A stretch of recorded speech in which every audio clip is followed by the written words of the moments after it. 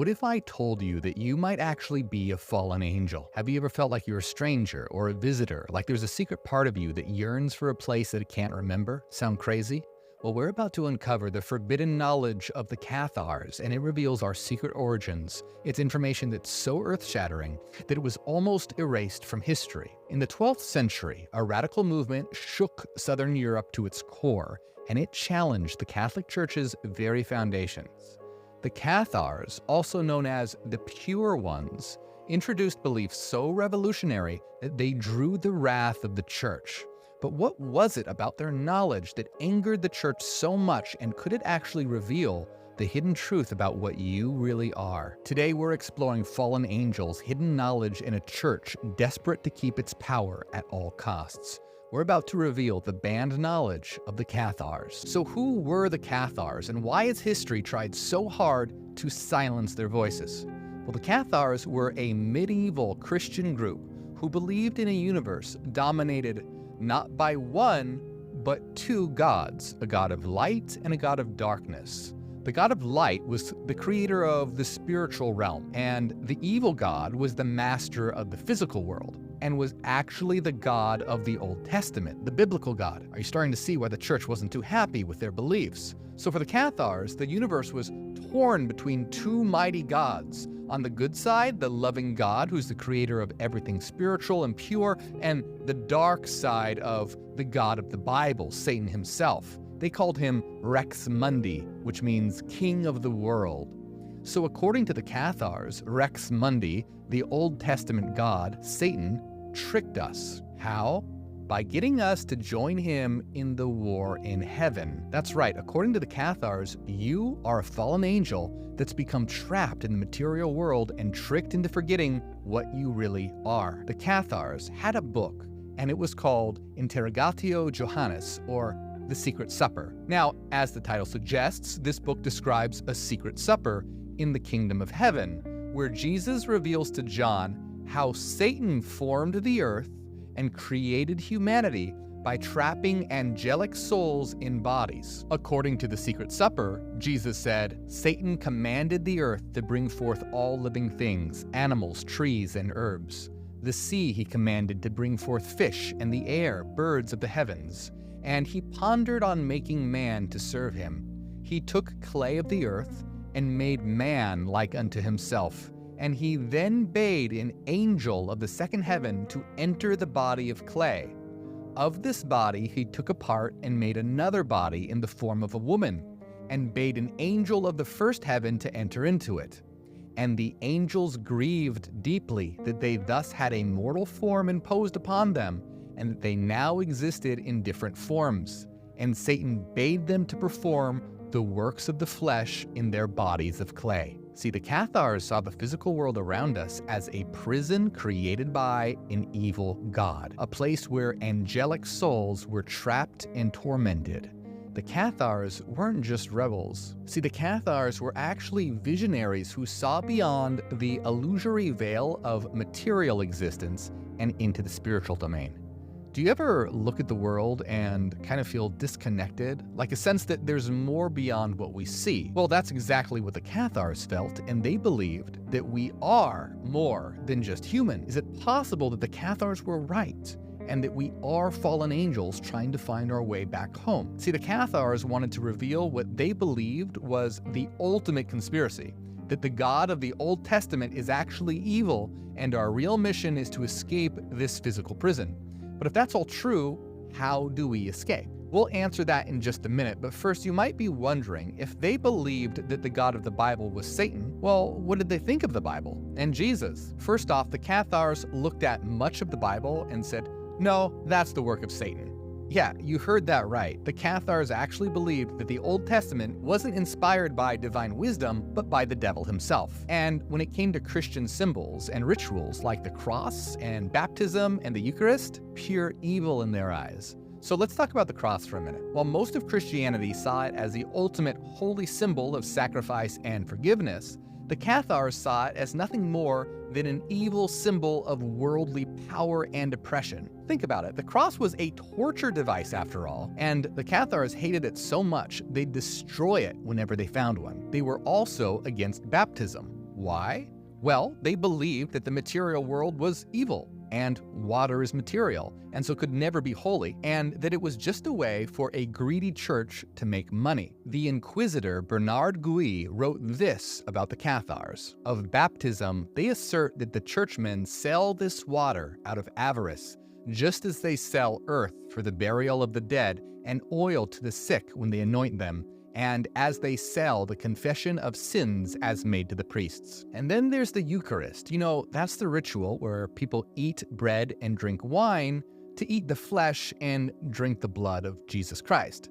Now, you might think that that's just symbolic, but the Catholic belief to this day is that it literally is actually the flesh and blood of Jesus. Seriously. Archbishop Michael J. Sheehan said, "The bread and wine are changed into the body and blood of Christ, as the Church has always taught. Although they still look like bread and wine, they have, by divine power, actually changed into his body and blood. How can we know this? It requires faith. It is a mystery which, like love, we will never fully understand." Well, I don't know about you, but I'm a little skeptical. But whether you believe that the Eucharist is symbolic or literal, to the Cathars, this was not a holy ritual, but a downright satanic ritual. I mean, think about it. The idea of eating flesh and drinking blood, to them, it screamed satanic ceremony. What if you invited your religious friend to come with you to a ceremony where you eat the flesh and drink the blood of the leader? Even if it's symbolic, they'd think you were a devil worshiper. Yet they'll invite you to take part in the exact same ritual and not even think twice about it. Not only were the Cathars against eating the flesh and blood of Jesus, they were against eating most animals in general. They were pescatarian and didn't eat animal products like cheese, eggs, or milk. Why? Well, because they believed in reincarnation. And so they saw animals as housing reincarnated souls, making the killing of any animals, except for fish, off limits. Now, speaking of reincarnation, the Cathars totally rejected the idea of Jesus Christ's resurrection as Christians know it. See, for the Cathars, the resurrection wasn't literal, but symbolic of reincarnation, a cycle of rebirth, and they believed that we're all trapped in this cycle until we escape the material world. When it comes to reincarnation and the soul, they taught that the soul was sexless and genderless and immaterial. A man could be reincarnated as a woman and vice versa. And this led to a level of gender equality that was very revolutionary for its time. They offered leadership roles for women that was unheard of in the male-dominated Catholic Church. In a time when women were largely sidelined by mainstream religion, Catharism was breaking barriers and allowing women to become spiritual leaders known as perfects. But how does one actually achieve liberation? How do you escape from the material world? Well, their answer was to completely give up the material world. Imagine giving up everything, not just your iPhone, but your entire physical existence, to return to your angelic origins. This was a direct challenge to the church's power, because basically the Cathars were saying, hey, you don't need the church to find God. Actually, you're already divine. You just need to remember what you really are.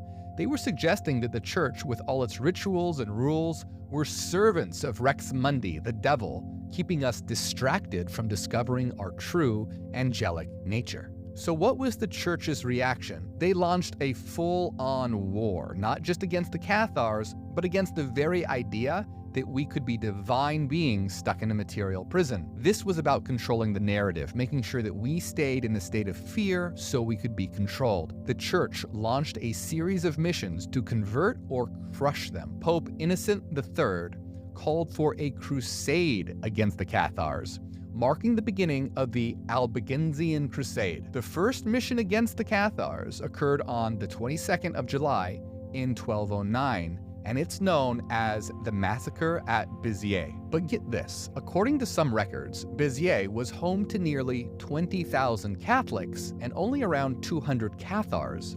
So the problem was, how could you tell who was a Catholic and who was a Cathar? Well, the military commander, Arnaud Amalric, had a grim solution. He allegedly said, "Kill them all.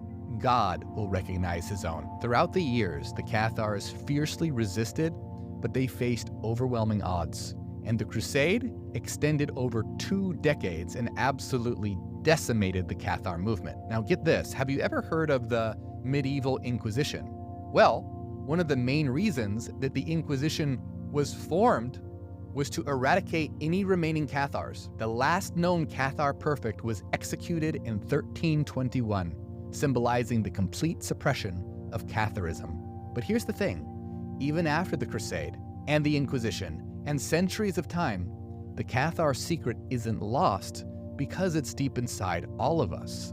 Those of us who feel that there's more to life than meets the eye catch glimpses of this secret. But hold on, is it actually true? Are we really fallen angels? And do we have to reject the material world to return to our true home? Well, the Cathars were onto something, but they didn't have the whole picture. We're not literally angels like how they're described in the Bible. What you are is a lot more incredible. You are an eternal soul, a spark of the infinite, a being of mathematical frequencies, and you originate from a place beyond the physical realm. A realm of pure thought, where everything exists as frequency patterns. This immaterial domain of mind is our true home. But how do we return? Well, it's not about rejecting the world like the Cathars believed, but about engaging with it fully, with eyes wide open to the lessons that it offers.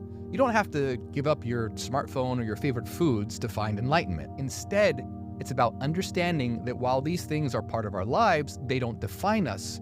We are so much more. Think about it. Every single thing that we do, every joy, every challenge, it's an opportunity to grow, to learn, and expand. We're here to experience everything, the good, the bad, and everything in between. Imagine it like playing the ultimate virtual reality game in this thing that we call life, and we're trying to level up our characters. This world, with all its chaos and beauty, isn't a prison, it's more like a school, a workshop where we learn, grow, and evolve. We are eternal beings of light and energy that are temporarily experiencing the material realm. And yes, the Cathars were right about one thing, that there's a spark of the divine within each of us, a reminder of our origin from somewhere beyond this physical realm. So what's the takeaway here? It's not about running from the world, but embracing it, learning its secrets, uncovering its truths, and using that knowledge to create a reality that reflects the best of who we are. We're here to love, to learn, to laugh, and yeah, even to cry. We're here to evolve, to make this journey from the material to the spiritual, not by escape, but by understanding and transformation. And as Neogenians, that's exactly what we're here to do. But the story doesn't end there, so make sure you like this video and subscribe, because we're going to be reading and exploring the secret books of the Cathars. Now, if you want to help my channel grow and help me reach more people, support my work on patreon.com/morgofficial, or join YouTube at tier 2 or higher to get access to all our members-only videos. And I want to give a big shout out to everyone who supports. My name is Morg, and I am Neogenian.